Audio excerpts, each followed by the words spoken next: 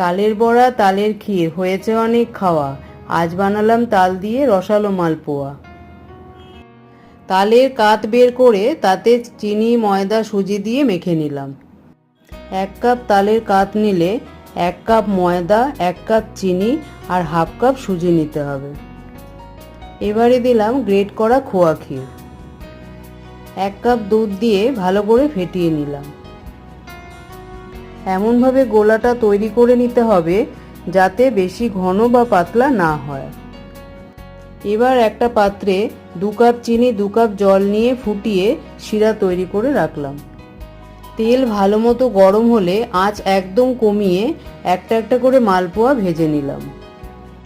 ভাজা মালপোয়া চিনির শিরায় 2-3 মিনিট রেখে তুলে রাখলাম। ব্যাস, তালের রসালো মালপোয়া তৈরি হয়ে গেল।